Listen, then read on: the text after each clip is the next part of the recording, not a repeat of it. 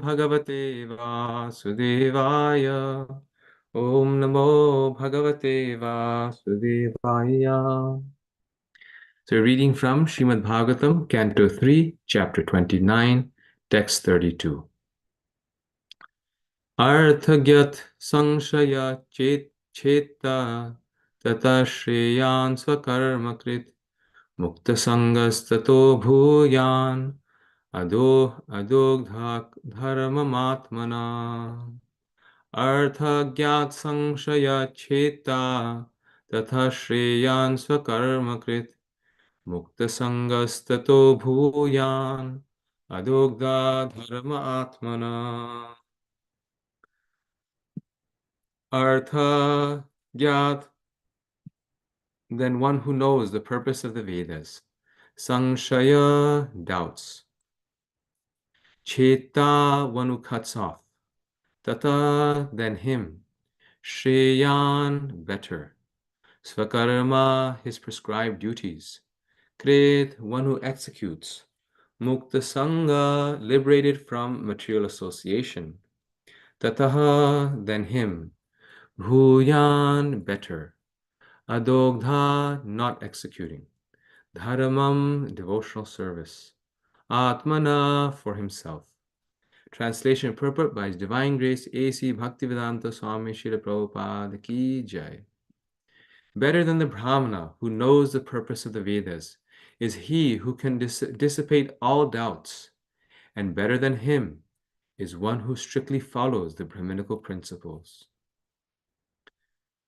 Better than him is one who is liberated from all material contamination, and better than him is a pure devotee who executes devotional service without expectation of reward. Please repeat. Better than the Brahmana who knows the purpose of the Vedas is he who can dissipate all doubts, and better than him is one who strictly follows the Brahminical principles. Better than him is one who is liberated from all material contamination, and better than him is a pure devotee who executes devotional service without expectation of reward. Purport. Arthagya Brahmana refers to one who has made a thorough analytical study of the Absolute Truth, and who knows that the Absolute Truth is realized in three different phases, namely Brahman, Paramatma, and Bhagavan. If someone not only has this knowledge, but is able to clear all doubts, if questioned, about the Absolute Truth, he is considered better.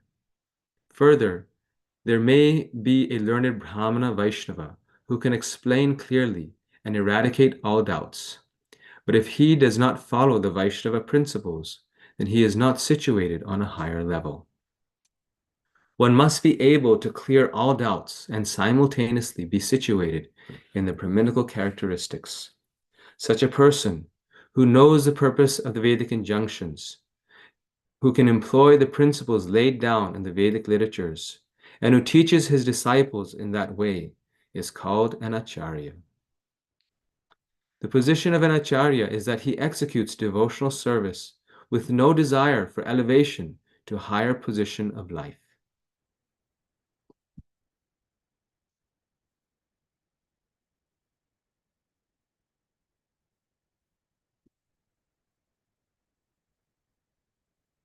The highest perfectional Brahmana is the Vaishnava. A Vaishnava who knows the science of the Absolute Truth, but is not able to preach such knowledge to others, is described as being in the lower stage.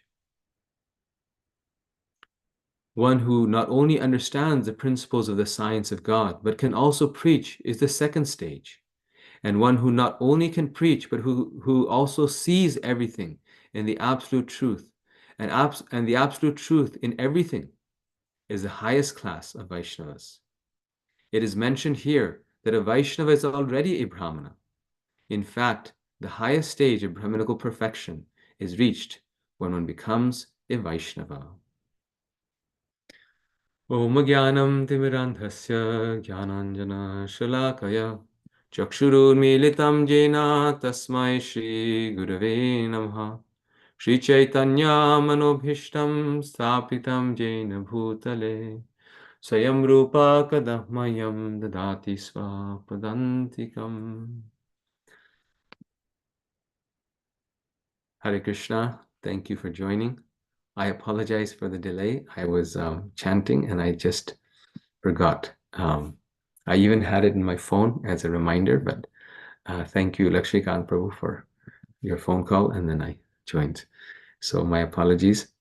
This is a very special verse as part of Kapila's teachings, Lord Kapila's teachings. This is very similar to, you could say, chapter 12 of the Bhagavad Gita, to the ninth, I think, verse of the Nectar of Instruction, in which Rupa Goswami describes not just that, also the fourth and fifth verses in which he describes different levels of devotees. And here we find in the Srimad Bhagavatam also this is being described, and very interesting, very deep verse. It's interesting that everything that we find in our Gaudiya Vaishnava literature ultimately originates from the Srimad Bhagavatam. So whatever Rupa Goswami writes, whatever we find in the Chaitanya Charitamrita, and whatever we find in the Bhagavad Gita also, we will also find in the Srimad Bhagavatam.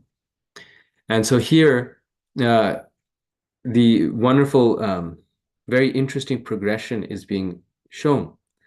And the reason it's very interesting is because normally we think, Krishna in the Gita says, Nachatasmat manusheshu kashil yatati siddhi, that he says, there's no person in this world more dear to me than one who shares or preaches this message to others. So we generally tend to think that a preacher is the most advanced devotee, which is true, but it's also not true. Like, one can know one's advancement, Prabhupada says, by the empowerment that one has to change others' hearts, to inspire others' hearts. For example, Srila Prabhupada himself, right? Because he was able to influence the whole world, and it continues to, through his books, through his teachings, we know that he is a Satyavesha avatar. He is an empowered devotee of the Lord. Yet what this verse is saying is that this is not the only qualification. Devotees like Srila Prabhupada, the great acharyas and contemporary devotees, and all of us, we are also devotees based upon another factor, which Lord Chaitanya tells to Haridas Thakur. He says that your prachar is perfect, yet your achar is also perfect. And therefore, he tells Haridas Thakur, you are the perfect devotee, the achar and the prachar. And if we see the theme of this verse, the details, they all boil down to these two things, the achar and the prachar, both. So Prabhupada begins by saying he almost, you could say, although it's talking about a Brahmana, he applies this all to the devotee. So he says that one who understands the purpose of the Vedas, or is a devotee himself, purpose of the Vedas is Vasudeva Sarvamiti. So Vasudeva is the goal of the Vedas. One who knows that is a great Brahmana. But greater than that is someone who can also teach that to others, who can also uplift others. And this is actually a quality of a Bhava Bhakta that Rupa Goswami describes in the Nectar of Devotion, that simply by their association, by their presence, one is inspired to increase one's Krishna consciousness. And we encounter people like that, right? We just meet them and we're like, I really want to be a better devotee.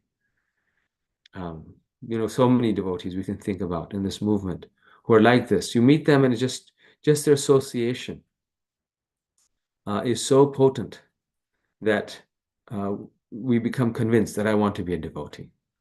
And so many devotees have had this experience, with our great devotees, that in the association of Prabhupada or some of his disciples or the advanced devotees, that just, we spent a few days and I decided to be a lifelong devotee, and sometimes a lifelong brahmachari, just by that association. So that is the quality of someone who is on a very high stage of devotion.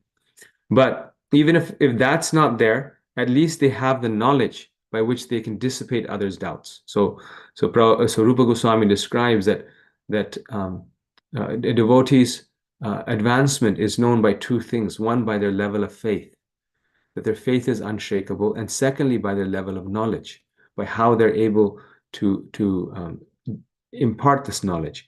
But he's very clear, and Prabhupada is very clear, that this knowledge is not just intellectual knowledge. This knowledge is realization. How much by their realization and their good advice are they actually able to inspire people on the path of bhakti? Better than him is one who strictly follows the Brahminical principles. Better than him is one who is liberated from all material contamination. And better than him is a pure devotee who executes devotional service without expectation of reward.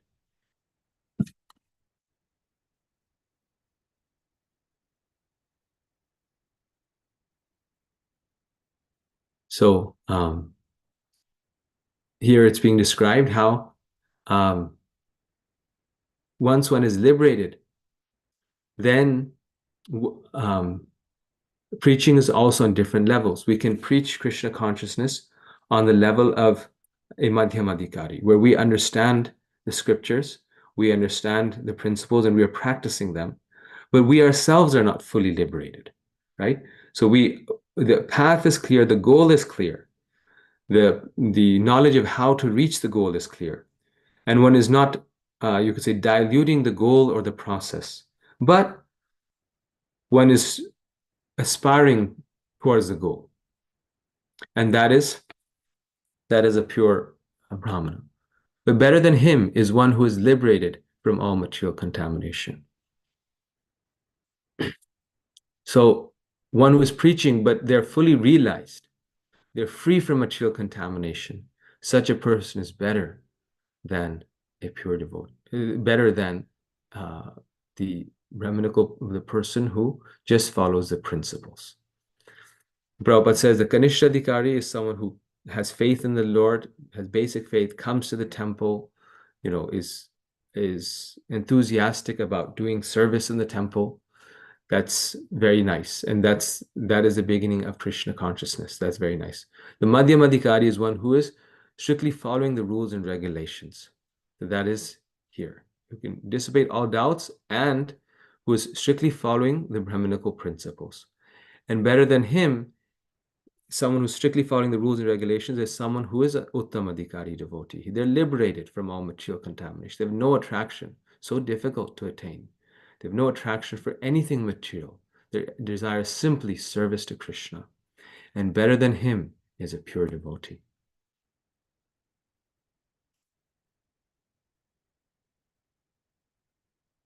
A pure devotee. So a pure devotee has pure devotion. It's not just that he has no attraction to material life, which an impersonalist also has, but he has pure devotion for Krishna. And finally, even amongst the pure devotees, a pure devotee literally means one who executes devotional service without expectation of reward. So this is Anya Bhilashata Shunyam Jnana Karma Dhyanavritam Anukulyena Krishnanu Shilanam Bhaktiruttama. That this is someone who's performing devotional service but has no interest in any expectation for reward. There's no interest for reward. There's no interest for I want this or I want that. I want this. But rather they are simply focused on how to execute the order of Krishna and the spiritual master. What is the purpose of our, being such a humble devotee if we are not able to fulfill the instruction of the spiritual master, if we're not able to if we think we know better, if we think we are, we are the most intelligent, and we're not going to execute the instruction of the spiritual master without expectation of reward, without any, in a selfless way, then what is the question of our reaching Krishna? So that is Anya Bhilashata Shunyam. No Abhilasha, no motivation. and simply the desire to please Krishna. I was just listening last night to a tape, and in that tape, Gauranga Prabhu, he was saying how this is many years ago when he was much younger.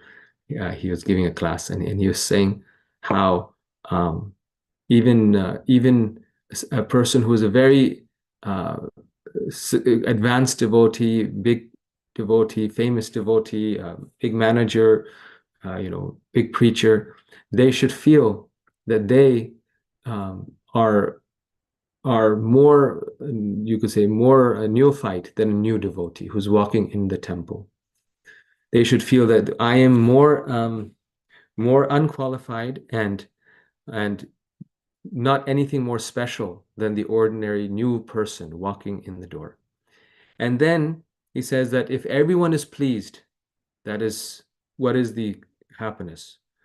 But devotional service means that we are keen to see that is the spiritual master, is the pure devotee of the Lord pleased? Yasya prasadat bhagavat prasada yasya prasadan nagati kutopi. That our whole goal is to please the spiritual master, because then we know that Krishna is pleased. And on the other hand, if everyone is displeased, but the spiritual master is pleased, then Krishna is pleased. Of course, we need to also understand that the spiritual master is one, and spiritual master means spiritual masters. So we cannot misuse that understanding that, okay, my guru is pleased, but everyone else is unhappy. That is not Krishna consciousness also. But the point is getting across that sometimes in different societies also we see that people are into pleasing everyone. So certain spiritual societies, most of them actually, like you see, various meditation groups and all these things, they will change their principles to satisfy the public. It's like, oh, okay, well, um, uh, uh, it's too difficult for people to give up, I don't know, tea and coffee. Let's use that as an example. So we'll change that. And you can't take drugs, but you can take tea and coffee. Oh, it's too difficult for people to have such a strict diet. So okay, you have to avoid meat, but you can take everything else. So Prabhupada also was many times, he was requested by his disciples that, please, Prabhupada, this is too much. How can we do this? Let's make it a bit easier for the Westerners. But Prabhupada did not change it, even though the displeasure of so many people was there. But he changed only what the spiritual masters changed. Because even if his movement did not spread, he did not care. He wanted to see that his spiritual master, Srila Bhaktisiddhanta Saraswati Thakur, and the acharyas and the devotees, the pure devotees of the Lord, they are pleased. That was his goal. So people often quote the example that, well, Prabhupada, devotees asked him to reduce 64 rounds to 16 rounds. So that was a change that he made. But actually, if we go back and we look in the tradition, this was not a change. What he gave us is exactly the same standard. And he presented it in the same way, that the highest, best process, especially for the sannyasis and the brahmacharis, was to chant 64 rounds a day, even for the grihasthas, actually. Bhaktisiddhanta Saraswati Thakur, that was what he recommended. In fact, sometimes he said that, no, the grihasthas need to chant even more because the sannyasis and brahmacharis are living in the temple, so they're already engaged in devotional service all day. And they have so much preaching responsibility, this, that. But the householders are in the home, they should chant more. But then obviously the majority of the devotees could not come to that standard, right? They could not sleep only a few hours a night and chant all throughout the night to chant 64 rounds. So then Bhaktisiddhanta Saraswati Thakur, for the devotees who are preaching Krishna consciousness particularly, they're engaged in preaching work, which requires a lot of time and energy, and for those who could not sleep so less, etc., he brought it down to 16 rounds. He didn't bring it down, he applied 16 rounds. So this 16 rounds was not Prabhupada's creation. It was since the time of Bhaktisiddhanta Bhaktivinoda Thakur. He didn't change anything. He absolutely didn't change anything. He even, in terms of Brahminical initiation, he didn't give the thread to women, but he gave the mantra, which he said is our system. And if we look back, even in the Ramayana, Sita Devi is speaking the Gayatri mantra, but she doesn't have the thread. There's other examples of not just slipped my mind. I had it in my mind, but other examples in our scriptures, different rishis and munis in the Vedas, who were female rishis, and they were chanting the Gayatri mantra. So Prabhupada said this is the system in the Vedic literature, that you give the women the mantra, but they don't have the thread, because it's just like women wear saris and men wear dhotis. It's a different dress, but the essence both of them get. The mantra is there for both of them. And today, some people criticize Prabhupada. See, he changed the tradition. He changed it where before it was only men, and then he added women. But this was the tradition. If we look carefully in the scriptures, if you do deep research, you'll find that this is exactly the tradition. Prabhupada was following the process exactly. Then he applied it for time, place, and circumstance. So, the standard was prasadam, right? But then time, place, and circumstance meant that in Italy, they were making pizza. In England, they were making mashed potatoes and cabbage. That is the application, that based on a culture or a tradition, the type of foods may change. But nowhere did he say that, well, no, it's Italy, so you can have onions and garlic, but if you're in America, then you don't do it, or if you're in India, you don't do it, right? The goal was always the same. And then also he understood that it'll take us time to reach the goal. That's also okay. But he didn't let us change the goal. He didn't say that, oh, this is not important. It may take us, it may be less important, it may take us time to get there, but the goal remained the same. So therefore, the last point that Prabhupada makes in the purport is that the Vaishnava is the highest Brahmana. So people sometimes say that, why are you giving Brahman initiation to people who are not Brahmanas? They work in a factory. And that's because of this principle, that of this verse, that one who is a pure devotee is higher than a Brahmana, so why can they not be a Brahman? So I will stop here and see if there's any comments or questions. Already 4 minutes over time. And while you're thinking, I'm just going to plug in my computer. 1 second.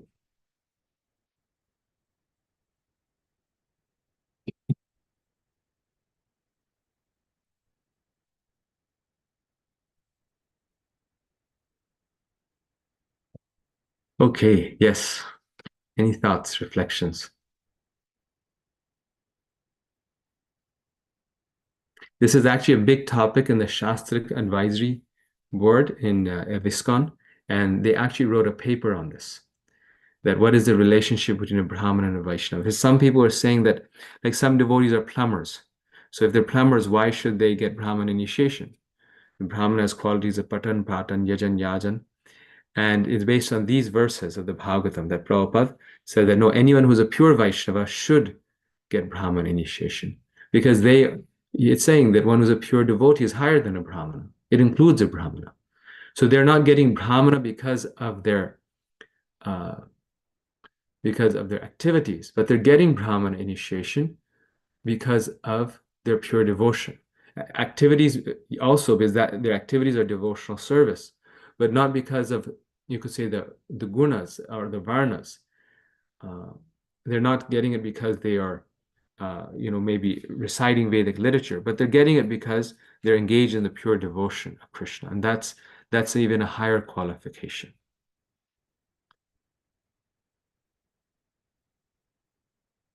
And then they also looked at why women receive Brahman initiation in our movement, because some people were raising doubts on that. They also, all of these points were Prabhupada in one purport clarifies them so nicely. Okay, any thoughts? It's a big topic.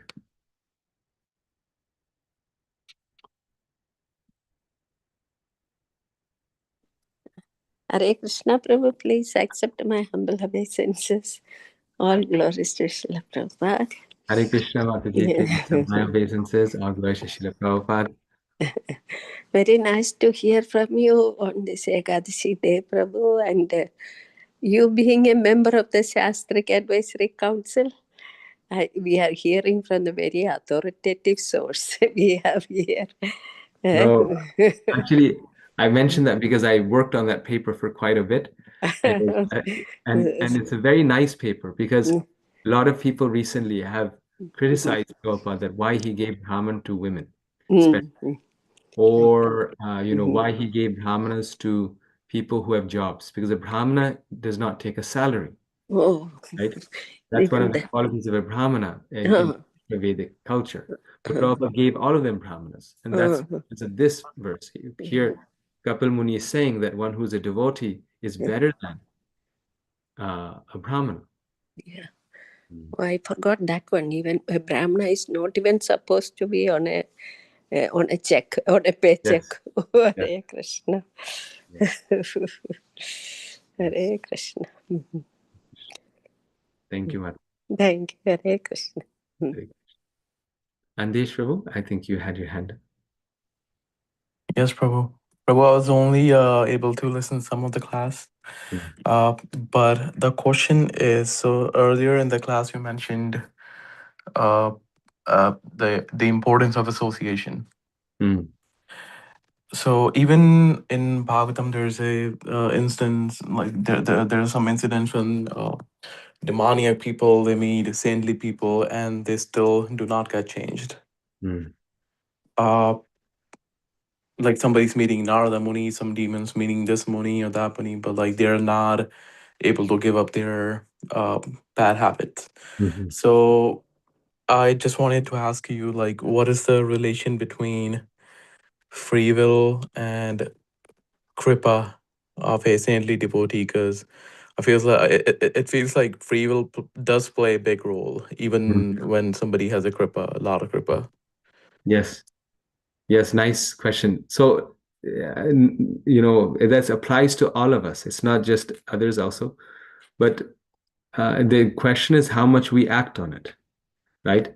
So we may be in the association of devotees. We may be, we may, we may really be, you could say, appreciative even of their association. But if we don't act on the instruction, if we don't act on it, then that's our choice. That's our free will, right? It's just like children love cake, ice cream, gulab jamun. And so if they're given it, most likely they'll eat it. But if they don't eat it, then all that food is there, but they're not eating it. What can you do? So in the same way, our material bondage is sometimes so much, or um, our nature to want to do what our mind says is so strong that that though the devotee is there, we may not actually apply it, right? We may not actually we may not follow the instruction. So association, Prabhupada says, means serving the devotee, and serving the devotee means following the instruction. So we may be very humble, Prabhuji, or such great devotee. Thank you. We're very humble around devotees, very good. But what does true humility mean? True humility means that we follow the instruction of the devotee. We try to please the devotee, knowing that what is the devotee's desire, what are they desiring, and if I try to fulfill that desire, then that will please them, and then I get everything. Then we get everything. We get all the mercy. Prabhupada says that a devotee endeavors for the heartfelt blessings of a pure devotee. So heartfelt blessings means that that the devotee is not just looking that, okay, I go there and I can touch the pure devotee or be around him, but it means that I'll serve in such a way that the devotee wants to see me. That relationship is so deep, right? Because we can understand when we associate devotees that this is what their desire is right now. This is what, like the devotees who are in Prabhupada's association, some of them took up his mission that, okay, this is clearly what he's wanting to do. This is what his goal is right now. He wants to spread Krishna consciousness in China, for example. And though going to China meant going outside of Prabhupada's association, this is to your point, right? A wonderful example. Tamal Krishna Maharaj was going 1,000 miles away from Prabhupada when he was going to China. but he was going closer to Prabhupada by going to China than if he had said, no, Prabhupada, I'll just be next to you, when he was Prabhupada's personal secretary for the longest period of time than anyone else.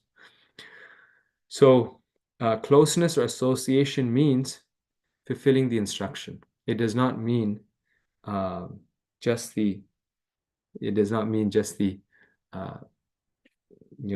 the fad of being around devotees, that I also have the badge. It's not just being part of a social group. It's being actually association. It's actually service. Service to the devotee means associating with the devotee. So when around devotees, we can see what is their desire, right? What is what they want to accomplish? What is the need of the hour? And how can I help? How can I fulfill that and gain their pleasure? And once that pleasure is there, then everything is full. And it works in the same way in the material world as well, right? We know this is the whole material system, that okay, you please your boss, you please the CEO, you automatically get promoted. The promotion is already there. Same thing in spiritual life. We please the devotee, we automatically get promoted. But the difference is in the material world, it's a relationship based upon greed and exploitation. And that's why we don't like it, right? Okay, if I please my boss and I, become his pet, then I get the promotion. And the boss is trying to use me and I'm trying to use the boss. And that's what the material life is. But in spiritual life, everyone's trying to serve Krishna. So the pure devotee is not desiring for himself, but they're desiring for Krishna. But they're desiring specifically something for Krishna. And if we are trying to fulfill that, then they become pleased because their desire for serving Krishna is being fulfilled. So Prabhupada, when he left this world, he asked all of us to please help him in this movement, help him carry out this movement. And by helping in that, we know that we are trying to please him. And every devotee of this movement is therefore making spiritual advancement. Those who are trying to help bring this mission forward, to push this mission forward. So, thank you. It's a nice question. Hare Krishna, Prabhu. Hare Hare Krishna. Krishna, Prabhu. Dandavat Pranam. All glories to Srila Prabhupada. So, Prabhu, I was, when you are bringing up this very nice topic, it's always a debatable topic. And it's difficult to convince one and make happy another. This is not an easy topic, right? Yes. Of course, this is always debatable. And even if you write something else can, somebody can bring up. I was thinking like that. Anyway, so my thought went in a different way when I was hearing this. So 4 sampradayas, and which is Krishna gave, right? Brahma, Brahma, and then Lakshmi, basically Shri, Rudra, and Kumara. And all those are aiming towards Krishna only, but the practices are little different. And we cannot comment on why that practice is better than this and this practice is better than that. Based on whatever their acharyas practice, they practiced. Okay. But I don't know what practices, honestly, what they do. No idea. That's okay. In coming to our ISKCON, our Mula is basically the base, right? So Mula is from Madhvacharya. Yes. And if you look at all the way to Madhavendra Puri, our lineage is completely in Karnataka, which is Madhvacharya's followers. Okay. And if I go to Udupi today, their practices are amazing, more ritualistic, more Brahminical. Okay. More and more Brahminical. And of course, they are Vaishnavas too. But the practices are different. Okay. But what got refined in our ISKCON? Is it because of Sri Chaitanya Mahaprabhu? Or, later point of it, maybe Srila Prabhupada. He simplified because of the people in Western world or on other world, countries other than India, they may not understand. So he simplified the process and gave what is supposed to be given for a layman perspective. Okay. Yes.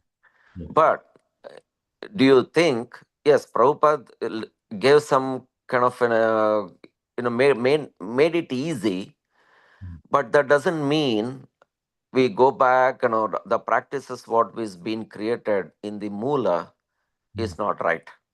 The reason behind yesterday, I think we missed you anyway, but Prabhu was, Rajmohan Prabhu was telling that some questions came up. Valmiki Ramayana is the best. Tulsidas Ramayana, okay. And then our, Tamil Nadu, Kambana Ramayanam. Yes. So there are also amazing Ramayana, but ISKCON came into a conclusion, no, it's only Valmiki, all others are not. So those kind of, not really, right? They have it's maybe a revelation happened, something happened like that. Yes. This topic of Brahmin and Vaishnava, in fact, Bhakti Vinod Thakur and Bhakti Siddhanta, that was a big debate also, correct? He went, Yeah.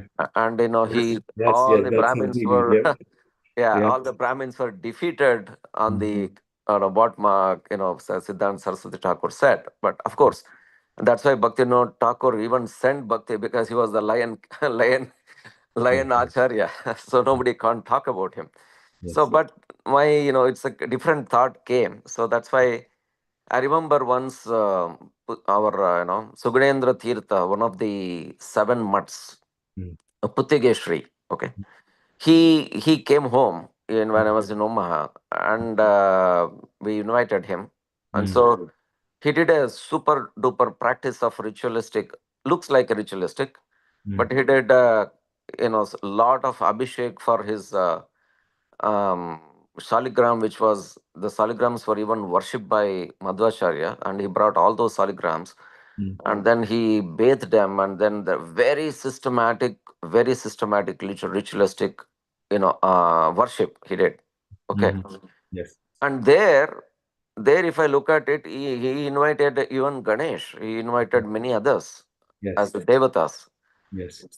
So, but that is the thing I was thinking. But that doesn't mean that we have to leave other devatas. But that's there's in Vedas to please, because if any Vignas comes, we normally play Vigna Vinashak. Of course, we have say Nursing Dev. Oh, ISKCON comes to Nursing Dev. Yeah, because it's coming like this. Yes. So some, it's always a like give and take policy. Yes, Prabhu. Yes. So it's always a debatable. Then if somebody says from Madhva, why not? ISKCON says no. And then, this also coming from Madhvacharya. Why does this changes? This kind of arguments and debate, it always comes, Prabhu. Anyway, Yeah.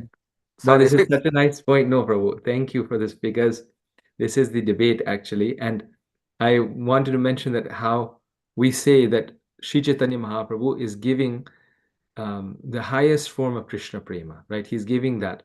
So one thing that Chaitanya Mahaprabhu did is that he brought together these 4 sampradayas, and he took from them what was the best of all. Essence, maybe essence or something. So maybe that's why, because we are part of the Madhva Sampradaya, but we don't follow everything that the followers of Madhvacharya do, like you mentioned, because he took the principle of Sharanagati from the Sri Sampradaya. He took the worship of Krishna. In the Sri Sampradaya, there's worship of Vishnu, right?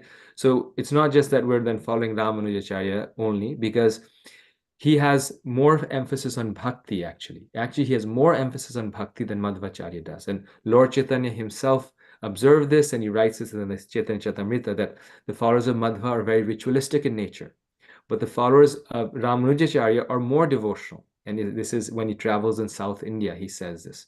So he took bhakti from them, but bhakti in Sri Sampradaya was applied to Vishnu. So he took Krishna worship from Madhvacharya. He took the Bhagavatam from Madhvacharya.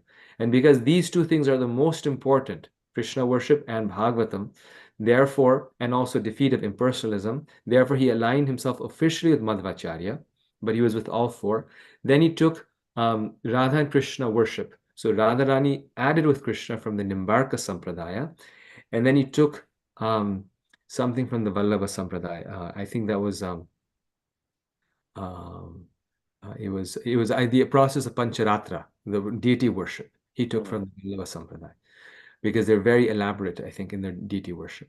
So all four sampradayas he brought together, and then he gave, like the progression of this verse, he gave pure devotion. That so we accept everything that Madhvacharya says. What he's saying, everything is correct in terms of Brahminical rites and rituals and all these things. But Lord Chaitanya is not saying it's wrong or not needed. He's saying something is higher. This is wonderful, but even more is pure devotion to Krishna. And we found more of that in the Sri Vaishnava Sampradaya, so let's pull that from there. And then he's saying even better is you worship Radha and Krishna together. So he's pulling that with an Nimbarka Sampradaya. And then the one thing that he gave, which no Sampradaya gave, that is Viraha Bhakti, love and separation. Because that even Nimbarkacharya did not give. He sees the highest devotion as Radha and Krishna and union, and Radha Krishna and separation. That is Lord Chaitanya. He gave what no other one gave, right? That is the Radha Bhakti, which is love and separation, Viraha Bhakti. So we accept all the traditions, and all of them are 100% correct. But Lord Chaitanya's, and this verse is so perfect. I mean, this is like the best verse for this. Lord Chaitanya is just saying that Bhagavatam is saying following the rules and regulations of Brahminical life is a very high stage, but even higher than that is spontaneous devotional service, bhakti, which we are not at. So for us, we also have to, I mean, we need to do all the rules and regulations, but then he's also telling us that there is a higher stage which we will come to.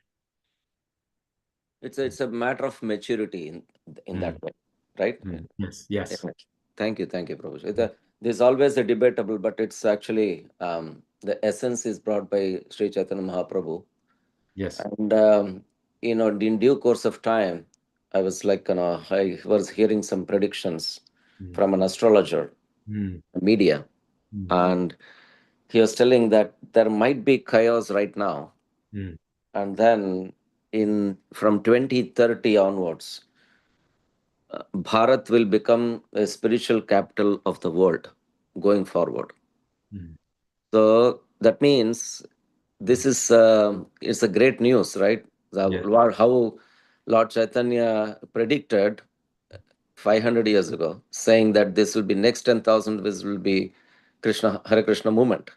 Yes. So that means everybody will, get into one kind of a dharmic way. People there, but this today's chaos is all because of the infighting between mine is better than yours is better than ours, right? Yes. So that is why there is always a differences in, even though it is sampradayas, authentic sampradayas, there is always a fight. So, No, you're right. even in between us, Prabhupada's movement and Gaudiya Math movement, think Yes. about it. And Forget even about within other it. sampradaya. Within our movement itself, there is a fight. Correct, Yes. no? That's 100% correct, even within our movement. And that's the biggest challenge we have, is to keep unified. And that's exactly what Chaitanya Mahaprabhu wanted to do, is he brought the four sampradayas together. We find Keshava Kashmiri in the Chaitanya Charitamrita, who's follower of Nimbarkacharya. Yeah. Lord Chaitanya converts him. We follow Vallabhacharya. He actually meets him and he converts him. And then converts meaning he draws him in. So Lord Chaitanya, he wanted unity, and the nature of the material world is that there's always the Maya always makes us fraction and separate. But yes, Prabhu, that's the thing. Yeah. Anyway, thank you, Prabhu. Thank you for the discussion. Yeah. Hare Krishna. Hare Krishna. Thank you, everyone. We'll end now. We're well over time. So thank you. Thank you so much, Prabhu. That was such a wonderful discussion. It's Thank really, and my awe and reverence and respect for Srila Prabhupada for, in spite of some of these debates, how he kind of brought it all together and laid out the rules for us to follow. And it's just, multiplied manifold just from this discussion itself. So thank you so much for bringing this. Thank you, Mataji. Actually, this is a wonderful conclusion, because actually we see when we more we read and understand and all that how Prabhupada is so perfect, right, in every way, like such a genius and so perfect that how he he he he brought everything perfectly in, like the perfect balance, Yes. and he didn't change tradition, and he uplifted everyone. So yeah. Mhm.